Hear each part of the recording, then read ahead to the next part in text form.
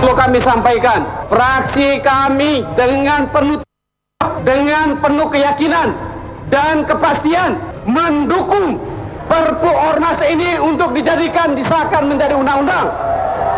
Kami meyakini apabila disahkan dapat menimbulkan perpecahan bangsa. Perpu ini dapat menghancurkan bangsa yang kita cintai ini. Bahwa yang menolak Perpu silahkan lewat jalur hukum ke MK.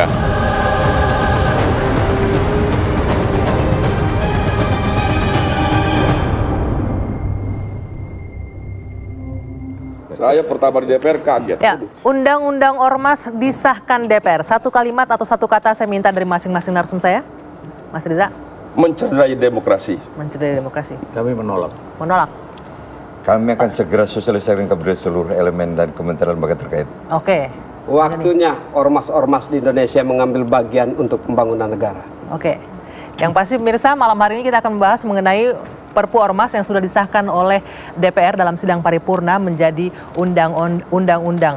Dan di satu sisi pemerintah menganggap ini merupakan komitmen untuk menjaga Pancasila dari organisasi kemasyarakatan yang berideologi bertentangan dengan Pancasila. Di sisi lain, Perpu yang sudah disahkan ini dianggap mencederai demokrasi. Kita akan simak selengkapnya pembahasannya di dua sisi malam ini bersama saya, Dwi Anggia.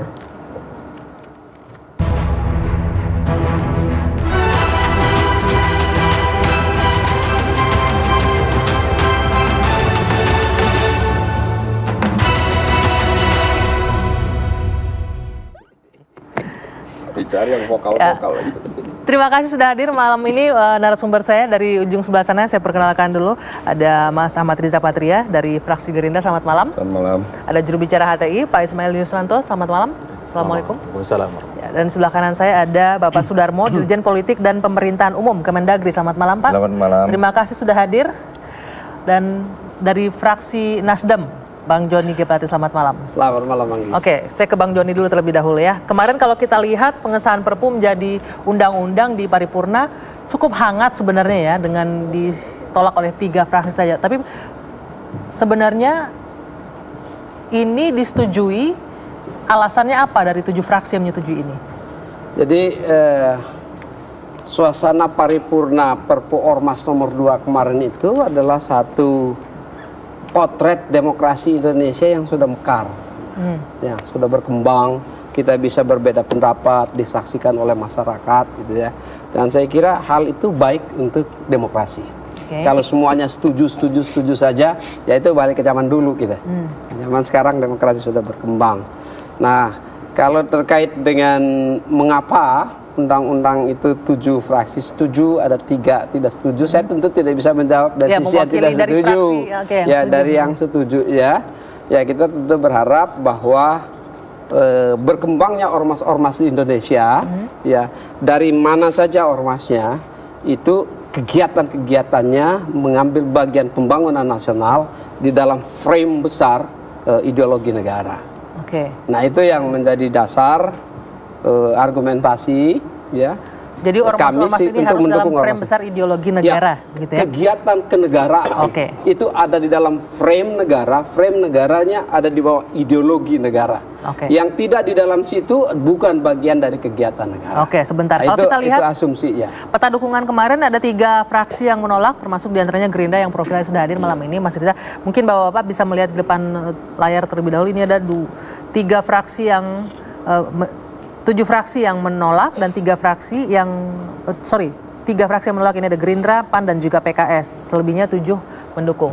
Mas Riza, apa yang menjadi poin terbesar penolakan untuk disahkannya Perpu ini kemarin? Ya bagi kami sebetulnya sederhana saja ya. Indonesia ini kan negara yang besar ya, negara yang sangat heterogen, agama, suku, adat, bahasa dan lain sebagainya. Itulah keberagaman kita dan kebinekaan kita dan kelebihan dan kebesaran bangsa kita. Dan memang harus dijaga semuanya. Itu yang pertama. Yang kedua, kenapa kami termasuk fraksi atau partai yang menolak? Karena dalam Perpu ini paling tidak ada 4 poin yang paling krusial menurut saya. Yang pertama, proses pembubaran itu cepat sekali. Sebelumnya di undang-undang sebelumnya ada 3 tahapan pemberitahuan tertulis tidaknya. Sebelum berikutnya baru ada penghentian bantuan, penghentian kegiatan, baru tahapan terakhir pembubaran, kan begitu Pak Dirjen. Nah sekarang ini terlalu cepat, 7 hari kerja peringatan, kemudian langsung pembubaran, kira-kira begitu. Yang kedua, alasan kami bahwa dalam Perpu ini ternyata hukumannya luar biasa. Sampai 20 tahun, bahkan sampai seumur hidup. Gitu. Ini hukuman yang berat ini. Tidak hanya Orde Baru, Orde Lama, tapi sejak kolonial Belanda. Kemudian yang luar biasa, saya juga tidak tahu. Saya yakin ini bukan dari Kemendagri, ini bukan gaya Mas Cahyo nih, ya kan? Tidak hanya pimpinan, tapi anggota. Anggotanya juga Yang pasif juga saja akan dijerat. bisa dikenai. Kalau bukan Bagaimana gayanya- mungkin kalau ormas yang jumlahnya jutaan. Yang keempat, yang tidak kalah penting dari Perpu ini apa itu? Yaitu kewenangan. Nah, yang ini yang prinsip, kewenangan yudikatif, pengadilan diambil alih oleh pemerintah. Kita ini kan menganut trias politika, eksekutif, yudikatif, legislatif. Ada Itu yang kewenangan Anda bilang masing-masing. mencederai demokrasi. Ya, itu yang saya sebut mencederai demokrasi, melanggar Undang-Undang Dasar 45, tidak sesuai dengan ini melanggar hak asasi manusia dan melanggar prinsip-prinsip keadilan, begitu loh. Nah, tadi Bang Jadi menyebutkan organisasi itu harus berada dalam koridor ideologi negara. HTI dibubarkan, artinya HTI tidak masuk dalam koridor ideologi negara. Begitu, Pak Ismail. Kalau Anda melihatnya bagaimana dari HTI? Kalau kita memandang, kita tidak punya masalah, oleh karena sesungguhnya apa yang kita lakukan selama ini itu adalah dakwah, dan jelas sekali tersebut di dalam anggaran dasar dan anggaran rumah tangga kita bahwa Hizbut Tahrir Indonesia adalah gerakan dakwah itu. Nah, dakwah itu kan menyampaikan ajaran Islam itu, dan negeri ini merdeka itu dulu juga dengan spirit perjuangan jihad itu, Islam itu. Jadi ada masalah apa dengan itu semua gitu. Karena itu sejak dari awal kita merasa bahwa apa yang kita lakukan itu sesungguhnya adalah sesuatu yang sangat baik, sangat mulia. Ini merupakan kewajiban agama dan sangat diperlukan di dalam usaha untuk perbaikan bangsa ini untuk menuju sebuah masyarakat yang diridhoi oleh Allah Subhanahu wa taala. Kita ini merdeka atas berkat rahmat Allah. Gitu. Nah, Pak Sudarmo, kalau kita setback sedikit ke belakang, artinya dipertanyakan ini ada masalah apa sehingga mereka dibubarkan. Ini contoh kasus ini ya, yang sudah menjadi dalam tanda kutip korban dari Perpu nomor 2 tahun 2017. Jadi begini, pemerintah ini membubarkan untuk sebuah ormas ini kan bukan sembarangan, ya. Tentunya melalui berbagai pertimbangan, melalui didukung dengan berbagai fakta, data yang ada. Saya sepakat apa yang disampaikan Pak Ismail ya, bahwa semakin banyak orang berdakwah untuk mengajak umat ini berbuat baik, itu suatu hal yang luar biasa, sangat bagus. Tetapi ingat bahwa dakwahnya ini jangan melenceng. Artinya bahwa jangan menyuarakan yang sifatnya ini bertentangan dengan Pancasila. Yang dari mana Pak bertentangan dengan Pancasila? HTI kan selalu berdakwah dengan mengedepankan khilafah. Kan sudah tahu, sudah paham lah apa artinya khilafah. Saya tidak perlu menjelaskan panjang lebar lah apa artinya khilafah. Sebentar Pak Sudarmo. Ini disebutkan melenceng yang dilakukan oleh HTI. Dakwah Hizbut Tahrir itu menyampaikan ajaran Islam A to Z, dari masalah akidah, ibadah, makanan, minuman, pakaian, akhlak, itu semua kita sampaikan. Muamalah, di dalamnya ada ekonomi, politik, ekonomi, sosial, pendidikan, budaya, politik. Nah, sampai pada politik itu ajaran Islam itu memang mengatakan khilafah. Khilafah itu ajaran Islam. Ini yang bertentangan tadi Pak Sudarmo bilang dengan pemerintah itu mengatakan itu bertentangan, ya. Tapi itu kan tudingan pemerintah. Kalau kami mengatakan tidak, lalu siapa yang menentukan? Selama ini tudingan itu datang dari satu pihak. Itu tidak pernah ada usaha pemerintah itu untuk bertanya, melakukan klarifikasi. Bahkan kami ini sebenarnya terbuka untuk dialog. Kami sudah menyampaikan surat, ya, permintaan audiensi kepada Menko Polhukam tidak berjawab sampai ini hari. Bahkan sampai ini hari salah kami itu apa? Itu tidak jelas. Bisa dijelaskan Pak Sudarmo, mungkin diperjelas. Salahnya HTI itu di mana selain tadi dakwah dengan khilafah itu? Kita sampaikan ya, bahwa HTI ini memang awalnya dakwahnya hanya mengajak umat Islam untuk berbuat baiklah, katakan untuk mengikuti ajaran Islam yang benar, ya. Tetapi kemudian semakin lama dakwahnya itu sudah semakin melenceng dari apa yang dilaksanakan atau melenceng dari tujuan awal. Ya, yang tadi mengajak umat Islam berbaik tadi Yang melalui mengatakan ekonomi. melenceng itu siapa, Pak? Itu tadi Bang, menyangkut masalah khilafah tadi, Pak. Iya, yang mengatakan melenceng itu siapa? Kita kan sudah melihat. Siapa yang mengatakan melenceng? Bapak Tidak HTI. ada yang mengatakan melenceng. Sampai ini hari tidak pernah ada pemerintah Ada tidak itu. pemerintah menyebutkan tidak dalam surat pernah, mungkin? Tidak pernah. Sampai ini hari tidak pernah ada peringatan, tidak ada surat untuk menegur, misalnya itu tidak pernah ada. Bahkan seluruh kegiatan kita ini itu diselenggarakan dengan resmi atas dasar izin. Semua berlangsung dengan damai, tertib, aparat mengawal sampai selesai, semua aman kembali ke rumah masing-masing. Tidak ada pernah satupun surat koreksi, peringatan atau apapun namanya yang menunjukkan bahwa kita telah melakukan sebuah kesalahan. Pak Tidak Sudarmo, pernah. mengapa tidak ada koreksi dari pemerintah Pak. berupa Karena itu teguran Bapak dan kalau lain-lain? mengatakan bahwa Sekarang begini. bahwa dakwah kita menyimpang itu apa? Di mana? Sebentar Nggak Pak ada. Ismail. Ya, kan tadi sudah saya sampaikan bahwa materi HTI, materinya dakwah HTI itu selalu menyuarakan masalah khilafah.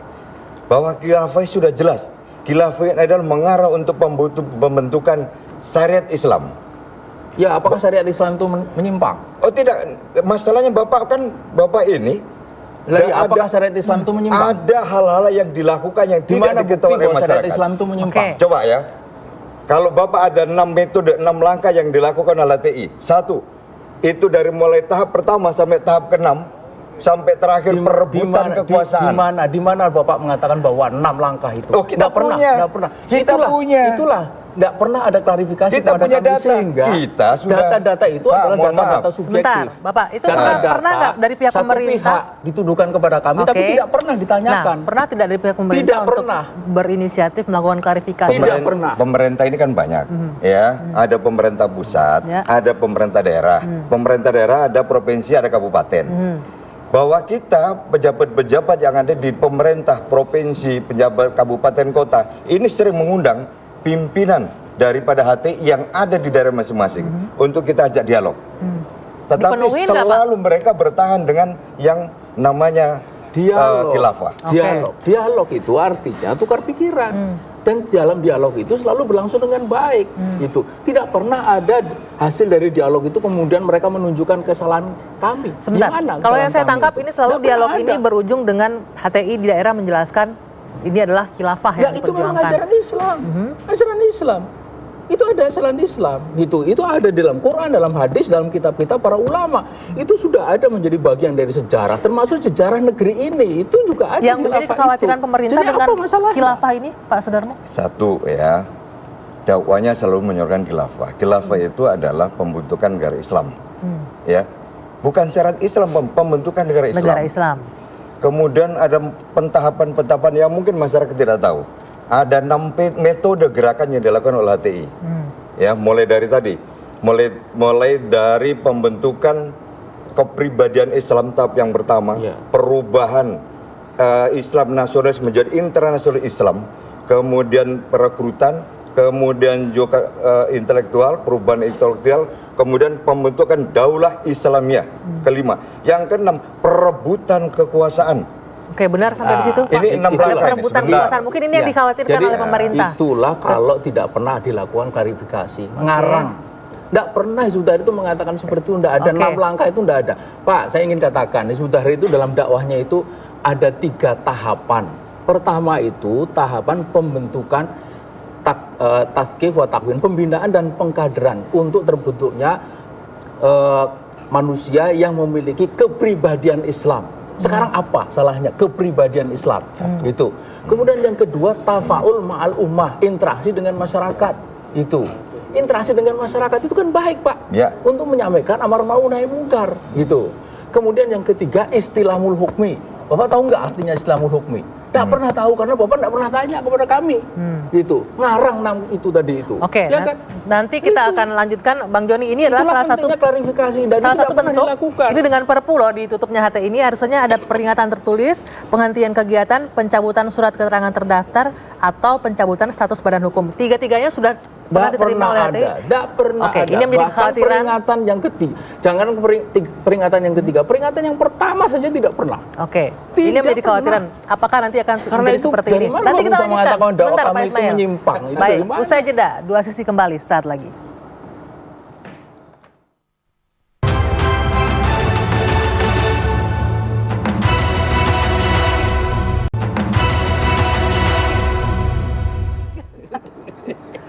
Baik, kita lanjut kembali dua sisi.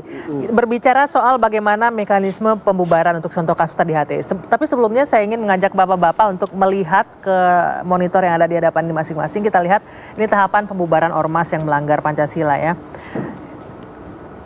Berdasarkan Perpu nomor 2 tahun 2017 pasal 62 di mana hal ormas tidak mematuhi peringatan tertulis dalam jangka waktu sebagaimana dimaksud.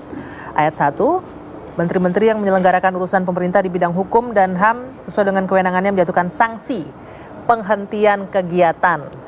Kemudian jika tidak mematuhi sanksi akan dilakukan pencabutan keterangan terdaftar atau pencabutan status badan hukum. Nah, ini yang saya bilang contoh kasus ini, HTI menjalani proses ini nggak? Ada peringatan tertulis, Nggak ada. penghentian kegiatan, Nggak ada. pencabutan surat keterangan terdaftar, Itu langsung terakhir. Langsung pencabutan SK Badan Hukum Perkumpulan. SK-nya pun tidak sampai kepada kita sampai ini hari. Tidak diterima? Tidak terima. Padahal SK BHP itu milik kita, ada pada kita. Tapi SK pencabutan itu tidak sampai kepada kita.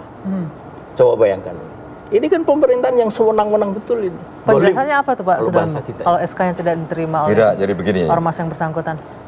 HTI itu, ya kan, daftar di Kumham itu apa atas nama apa HTI sendiri yang daftar? Sesuai melalui Bapak kan melalui sesuai notaris. dengan ketentuan itu pasti melalui notaris. Kan melalui Oke. notaris, ya kan? Makanya surat pencabutan HTI itu diberikan kepada notaris. Tidak diterima Yang langsung memiliki oleh diterima ormas. langsung. yang memiliki kepada SK HTI. BHP-nya siapa? Kita kan. Notaris Iya. itu hanya mengesahkan akte. Lalu karena ketentuan pemerintah, notaris mendaftarkan gitu.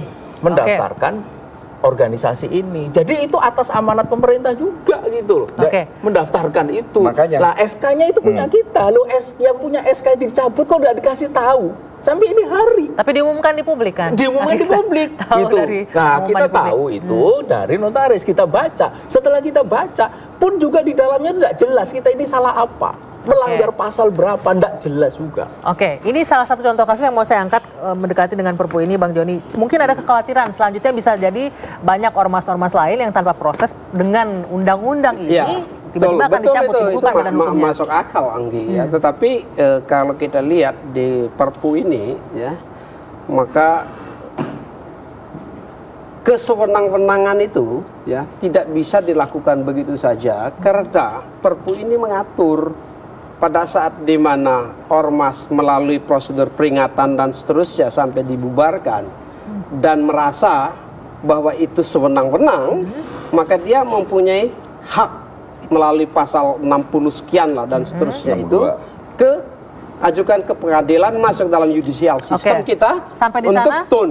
Nah, Oke. yang kita mau sampaikan Sebentar. ya, ada perbedaan antara undang-undang dan Perpu atau yang Perpu yang sudah diundang-undangkan ini ya, Undang-Undang nomor 17 ya tahun 2013, ya. Perbedaannya itu di mana? Sisi pandang posisi negara. Ya, negara dan ormas kedudukannya.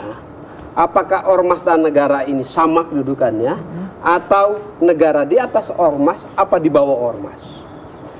Kalau kita sepakat negara berada di atas ormas, ormas di bawah, kewenangan justru pemerintah adalah menjaga negara. Sebentar, itu tugas utama. sampai di sana dalam sepakat. rangka, terus dulu supaya jangan terpotong Anggi ya. Dalam rangka menjaga negara, pemerintah mempunyai judgment terhadap aktivitas sesuatu ormas. Ya, apabila menurut pemerintah ada ormas yang mengancam negara, dia mengambil keputusan sesuai undang-undang itu dengan peringatan sampai apabila peringatan-peringatan tidak dikoreksi, maka dilakukan pencabutannya. Oke, boleh saya potong sebentar, Bang Yoni. Namun setelah dicabut ada hak judicial system. Jadi jangan kita balik negara yang disuruh ke pengadilan, nggak ada di dunia Sebentar. begitu. Tadi Anda menyebutkan posisi Ya. negara di atas organisasi Di dan atas lain-lain. Oke. ormas, ya. Nah, tapi bagaimana kemudian ini tadi disebutkan harus ada peringatan untuk pencabutan dan lain-lain, tapi itu tidak diterima oleh HTI. Dan bagaimana menentukan kalau tidak melewati proses pengadilan itu apakah jadinya ini negara bisa sewenang-wenang dong jadi otoriter ketika langsung tutup berseberangan dengan pemerintah Ormas bisa langsung tutup. mempunyai hak bawa ke tun untuk menguji ada nggak kesewenang-wenangan itu. Ada hak Cuma itu. saya ingin ingatkan bahwa Ya. pengadilan pembubaran sebagaimana diamanatkan oleh Undang-Undang Nomor 17 Tahun 2013, Undang-Undang Ormas yang lama, ya itu berbeda dengan peradilan di TUN. Kalau peradilan di Undang-Undang Ormas yang lama itu mengadili substansi. Jadi umpamanya pemerintah itu mengatakan bahwa you telah melakukan sesuatu yang bertentangan Pancasila. Nah, di situ pengadilan itu mengadili ini, apakah benar tudingan ini? Ini pengadilan substansi. Sementara kalau PT UN ini mengadili administrasi. Pembubarannya ini sesuai prosedur atau tidak. Jadi beda gitu. Jadi bisa sah dia. Karena itu jelas sekali apa yang diawaikan oleh Pak Tria tadi itu bahwa Perpu ini telah menghilangkan kekuasaan kehakiman, kewenangan kehakiman, yaitu di dalam menilai secara substansial apakah ormas ini, iya itu bertentangan dengan Pancasila atau tidak. Jadi kalau dia dibubarkan baru menggugat, itu di PT TUN. Kalau di PT TUN itu bukan substansi. Sesuai dengan peraturan tidak. Umpamanya di PPN saya Komisi 2. BPN ngeluarin sertifikat tumpang tindih antara Pak Joni sama Pak Ismail, ya kan? Bisa menggugat. Saya sama Pak Reza. Saya sama Pak Joni, ya. Ismail semua. Ya. Saya Udah sama dengan Pak Soeharto dengan saya lagi. tumpang tindih, saya satu lokasi keluar atas nama saya. Pak Joni merasa tanahnya bisa menggugat. Yang gue siapa? BPN yang mengeluarkan. Begitu. Tapi bukan substansinya. Apakah ini telah memenuhi ketentuan administrasi yang benar? Peraturannya. Jadi bukan substansi masalahnya, tapi peraturannya dilakukan. Nah kalau kembali ke situ, HTI pasti kena, karena pembubaran itu berdasar pada Perpu. Gitu loh. Ketika pada Perpu, nggak akan ada yang bisa menang melawan negara, karena negara itu prosedurnya dilalui sesuai dengan undang-undang. Padahal harusnya bukan prosedurnya, tapi substansinya. Sebagaimana pengadilan di undang-undang lama. Itu yang pertama. Yang paling penting itu substansi kalau kita bicara hukum. Yang kedua, tadi sampaikan Bang Joni, bahwa negara di atas ormas. Betul. Justru karena negara di atas ormas, dia sebagai bapak saya menggambarkan, kalau ada anak-anaknya yang nakal, yang melenceng, dibina, dibimbing, ditegur, dimotivasi. Ya kan begitu loh. Dibimbing, bukan dibinasakan, bukan diusir dari rumah. Itulah tugas pemerintah, bahkan disinergikan. Kenapa? Banyak dulu ormas-ormas yang tidak benar. Dia tugas Kemendagri nih Pak Dirjen yang selalu membina, akhirnya kembali ke jalan yang benar. Kenapa, jadi Pak tidak Sudarmo langsung dibubarkan. Gitu. Kenapa itu tidak contohnya. dibina, melainkan langsung dibinasakan ini? Contoh yang Jadi ini. begini, ya, kita itu pemerintah sudah melakukan hal itu, ya, melakukan Pembinaan sudah ada. Pembinaan sudah dilakukan, Oke. termasuk misalnya dengan HTI. HTI di daerah-daerah ini juga sudah melakukan, memanggil para pimpinan HTI yang ada di daerah. Pak, bahwa apa yang dilakukan hal itu ini kan sudah menyimpang ini. Kenapa kok selalu menyorot khilafah? Khilafah itu tahu sendiri bahwa khilafah itu adalah untuk merubah, untuk menjadikan negara Islam, mengganti ideologi tertentu khususnya di Indonesia, negara ideologi Pancasila menjadi negara Islam. Ini kan sudah tidak tepat, tidak pas. Ya, ini ormas ini harus kita kembalikan kepada fungsi semula Bentuk sebenarnya. pembinaannya apa Pak Sudarmo yang sudah dilakukan itu? Loh, kan kita selalu komunikasi. Komunikasi satu. Kita melalui komunikasi, kan. Kalau misalnya yang lain-lain kita melalui kerjasama. Ini Pak Reza ini salah satu pembina satu organisasi. Apa namanya itu? Alumni Menwa. Kita melakukan. Saya bendahara. Sesama Menwa ini. Ya kan? Kita kerjasama, kita adakan kerjasama. Itulah pembinaan-pembinaan yang dilakukan oleh pemerintah, ya kan? Tapi kalau mereka itu kekeh, ya, tetap pada pendiriannya, kemudian dia juga semakin melebar, semakin besar. para pengikutnya, ini akan membahayakan negara. Apa karena pengikutnya besar sehingga khawatir negara? Iya, ya jelas dong. Kalau misalnya ormasnya Pak Reza ini lebih besar, kita lebih senang. Karena yang disuarakan itu adalah suaranya pemerintah. Ada banyak ormas lain yang juga banyak pengikutnya banyak kok, Pak? Nggak masalah. ormas yang ada itu kurang lebih 349.789 ormas yang ada. Anggi, satu yang substansi dari Perpu ini adalah ormas itu menjadi mitra pemerintah. Ormas dalam kegiatannya mengambil bagian di pembangunan negara. Itu penting di dalam Perpu ini. Kita kadang-kadang lupa terhadap hal-hal yang penting yang dibutuhkan oleh negara, oleh masyarakat. Artinya Perpu ini menjamin tidak bisa jadi mitra ya kemarin ya? Perpu ini menjamin ormas untuk mengambil bagian dalam pembangunan negara dengan catatan ya aktivitas ormas itu berada dalam koridor ideologi negara kalau begitu, Pancasila. yang saya tangkap artinya HTI kemarin tidak bisa menjadi mitra pemerintah. Jangan tanya sama saya, itu kan keputusannya negara, begitu ya Pak? Begitu, Pak Ismail?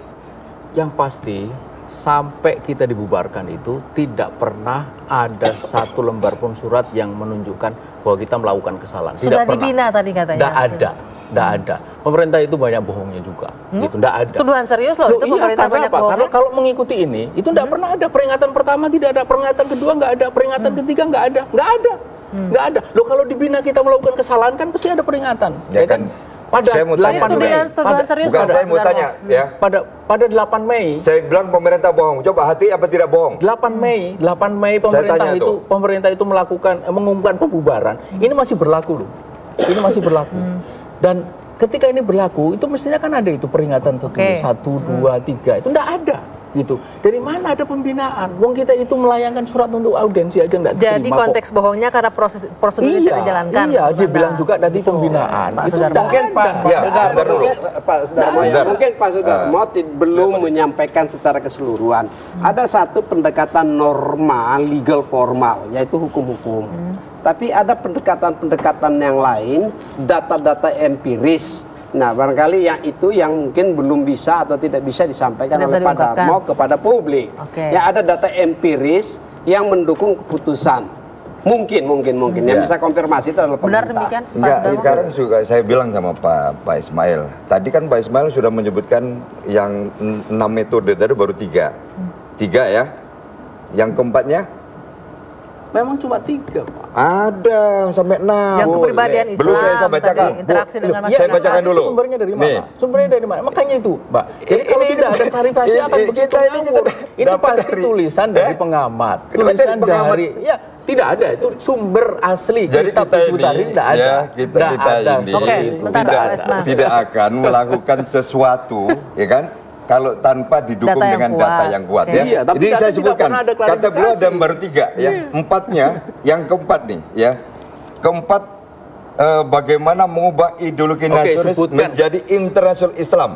Kemudian yang kelima, ini Adsanul Ya. Mal Uturna, interaksi dengan masyarakat. Yang kelima, ini ya, Hiktatut Taskih, Taskir. gerakan intelektual. Kemudian yang keenam ini Agtawin Daulah Islamiyah, yang menjadi membentuk ancaman. negara Islam jihad. Oke. Nah, ini yang kelima. Yang keenamnya perebutan kekuasaan. Itu yang menjadi kekhawatiran. Iya. Ini baru sekarang gini saja. baru satu bukti ya. Tinggal sebutkan. Baru satu bukti Kitab ini sumber sebentar. dari Hizbut Tahrir itu mana? Kalau ada boleh ya. Tapi kalau nggak ada itu berarti Sekarang lagi-lagi mana ada orang-orang yang ngaku, Loh, ya? ada kitabnya orang kok. paham, Ada tahu tentang kitabnya. HTI itu hanya baru dasar permukaannya, Pak. Tetapi kita tahu apa yang dilakukan HTI di bawah permukaan. Tahu lebih dalam soal HTI Ya, gitu ya. kita tahu itu sampai celana kolornya kita tahu kita. Ada data empiris yang barangkali kan bisa dibuka. Tapi kalau data empirisnya ternyata tidak bisa dikonfirmasi bagaimana? Nggak pernah ada konfirmasi. Belum ada lagi kalau mau saya sebutin. Ya. Ada dia membuat undang-undang Nah, itu dia. rancangan undang-undang dasar khilafah. Benar, Pak Ismail. Enggak ngaku dong, Rancangan jelas pasti undang-undang enggak khilafah. ngaku. Ya, saya boleh jelaskan. Oke. Saya boleh jelaskan. Nggak akan ngaku. Jadi yang disebut undang-undang dasar, yang disebut undang-undang dasar khilafah bikinan HTI itu merupakan bagian dari kitab. kitab, namanya itu, kitabnya itu Nidhamul Islam, sistem Islam. Itu kita bicara sistem Islam. Di situ ada macam-macam, kemudian sampai kepada politik pemerintahan. Nah, contoh dari undang-undang di dalam kitab itu loh, kitab itu ada di situ gitu loh. Jadi itu merupakan bagian dari kitab, bukan merupakan rancangan undang-undang dasar bikinan Hizbut Tahrir. Bagian dari kitab yang digunakan untuk apa? Ada. Ya itu bagian dari kajian. Kan kita bilang bahwa itu ajaran Islam. Lalu ajaran Islam tentang sistem pemerintahan itu apa? Khilafah itu kayak apa? Nah, itu ada di situ di dalam kitab Nidhamul Islam. Itu terbuka, bisa dibaca oleh siapapun gitu. Lalu undang-undang itu ada syarahnya, namanya kitab Mukadimah Dustur. Itu juga bisa dibaca oleh siapapun gitu. Nah, kalau Bapak itu tanya baik-baik kepada kita bisa tunjukkan. Tapi sayangnya nggak pernah, akhirnya ngarang kayak tadi itu. Saya tidak pernah ada klarifikasi gitu. Oke, nanti kita lanjutkan lagi. Nanti barangkali satu saat duduk bareng pemerintah dengan data-datanya. Iya, sebentar. Video, kita lanjutkan lagi. Diberikan kesempatan dan dibicarakan. Oke, sebentar. Saya harus jeda dulu. Dua sisi akan kembali saat lagi. Saya jeda untuk Anda.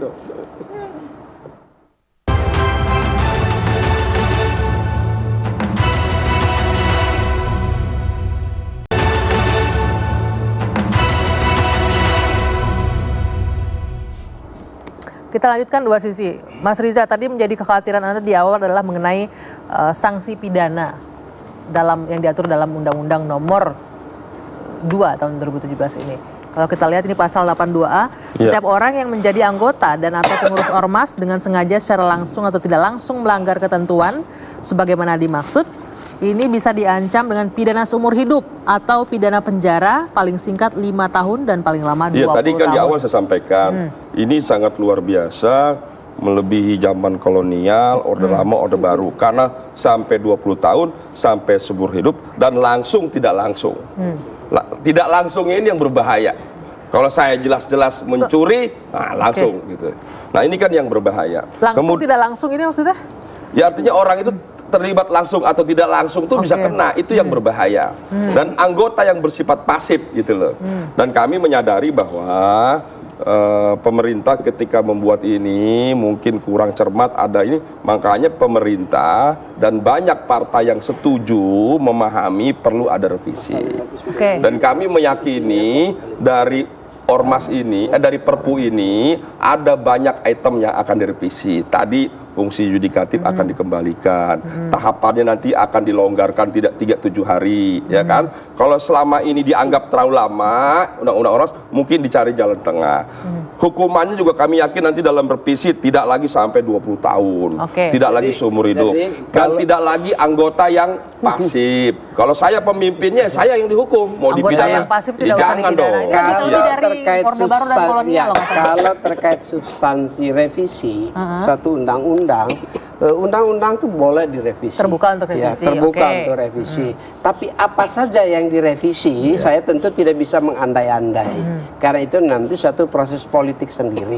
Nah, kami memperhatikan pandangan-pandangan rekan-rekan fraksi ya yang memberikan catatan tentang itu. Tapi kalau mengomentari pasal 82A ayat 2 ini harus dibaca secara utuh. Di sini ada pelanggaran yang dimaksud dalam pasal 59 ayat 3 huruf A dan B dan 4 ayat 4 ya. Itu tolong dilihat isinya apa.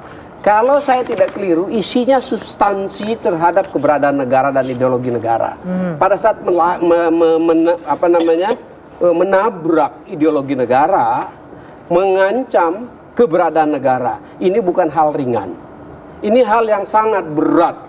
Kalau kita lihat 59 ayat 3 huruf A dan B, itu ormas dilarang melakukan tindakan permusuhan terhadap suku, agama, ras atau golongan, melakukan penyalahgunaan, penistaan atau penodaan terhadap agama yang dianut di Indonesia, melakukan tindakan kekerasan, mengganggu ketentraman dan ketertiban umum, atau merusak fasilitas umum dan fasilitas sosial, dan atau melakukan kegiatan yang menjadi tugas dan wewenang penegak hukum sesuai dengan ketentuan dalam undang-undang. Itu kan hal-hal yang substansial dalam kehidupan sosial kemasyarakatan, kehidupan rakyat. Memang perlu ada sanksi yang keras, sanksi yang kuat.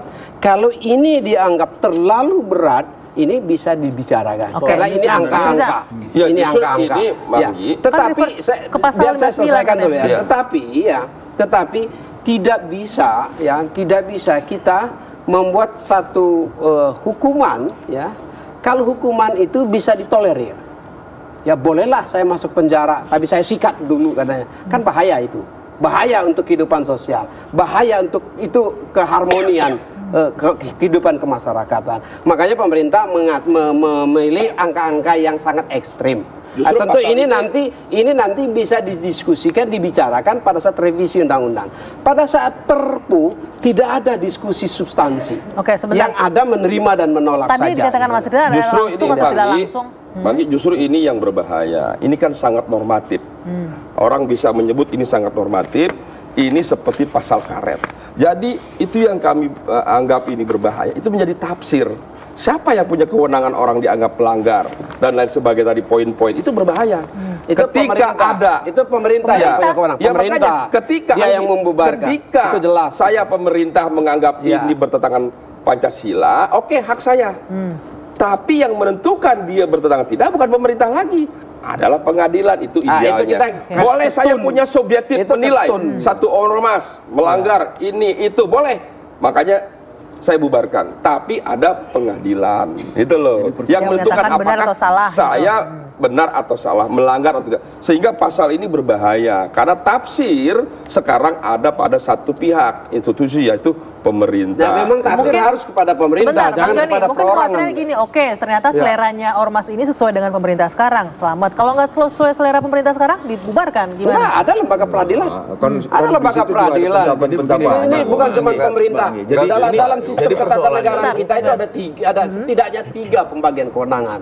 Ada kewenangan legislatif, ada kewenangan eksekutif, dan ada kewenangan yudikatif. Pada saat pemerintah sebagai yang mempunyai kewenangan eksekutif melakukan tindak-tindakan eksekutorial yang memberhentikan, membatalkan dan seterusnya, ini ada peran yudikatif sistem. Ya, judicial system kita itu dilaksanakan di sana. Ya kenapa tidak dimasukkan saja langsung peran yudisial dalam undang-undang ini, dia termasukkan lagi Nah, pengadilan kalau di situ. ditanya kenapa tidak, namanya juga satu Perpu, kan nothing is perfect. Makanya marilah kita nanti sempurnakan itu. Nothing is perfect, Nothing tapi is kenapa perfect. buru-buru disahkan kalau memang nggak undang-undang perfect? kita ini mana sih yang sempurna semuanya, Anggi? Saya Ini berbeda. dibuat oleh orang Indonesia. Jadi kan Kita berbuat dengan maksud saya yang baik. bilang, pemerintah tidak perlu tergesa-gesa, Ya. ya kan, dalam Perpu ini karena bisa direvisi. Pemerintah itu punya kekuasaan, punya kewenangan, punya program, punya anggaran, bahkan ada 2 yang tidak kalah penting, punya intelijen, punya senjata. Katakanlah ada ormas yang menyimpang, nggak akan berani melawan pemerintah dengan sangat mudah. Nggak usah represif lah pemerintah kira-kira. Jadi kekhawatiran Memang pemerintah. itu tugasnya negara, Iya. tugasnya Maksud pemerintah, saya, Pak Reza. pemerintah harus punya tidak itu. perlu terlalu berlebihan khawatir. Ya ibarat orang nakal ya dicewer dulu, dipanggil dulu dan sebagainya. Jangan langsung Jadi ada tahapan. Itu yang kita Kalau minta saya tuh. boleh Saya balik tidak apa yang disampaikan Pak Ya, Reza, jadi ada tahapannya, kalau pemerintah gitu. tidak perlu takut, saya balik. Ya, ormas tidak perlu takut sejauh dia melaksanakan kegiatannya sebagaimana Sesuai yang dengan diatur koridor. di situ. Kenapa mesti takut? Aman, nyaman, dijaga, Ya kan dijamin tafsirnya oleh negara. beda. Itu. Tafsir Karena antara- ini tafsir ya, Pak Riza punya tafsir, saya punya Justru tafsir. itu. Tapi tafsir yang digunakan adalah tafsir pemerintah Yang tafsir dikeluarkan yudikatif. Ini tafsir Pengadilan. berbeda, Hakim. makanya harus ada pengadilan yang untuk Iya, menjelaskan Makanya tafsir itu. yudikatif yang akan memutuskan, yaitu dalam judicial system kita. Iya. Nah, kalau kita berdebat Sekalipun begini, Anggi, opini masing-masing. sekalipun Ini pengadilan kan opini memutuskan masing-masing, ya gitu. kan, orang Iya. itu bersalah padahal tidak bersalah, tapi kita menganut negara hukum, kita patuhi. Iya, makanya Gitu loh. ada judicial Padahal systemnya. ya kan, Ada judicial itulah systemnya. negara karena manusia bukan Tuhan yang mengatur. Sebentar. Sebentar, Nah, gini saya ya. kasih kesempatan nanti Pak Sudarmo dan sebentar juga gini. Pak Ismail. Jeda dulu sebentar Pak. Harus iklan dulu Ya, sebentar. jadi- Kita lanjutkan sesaat lagi. Usai Ini jeda. bukan latar Dua belakangnya sisi. juga hanya itu aja, Sebentar, ada Pak. yang lain. Tahan dulu.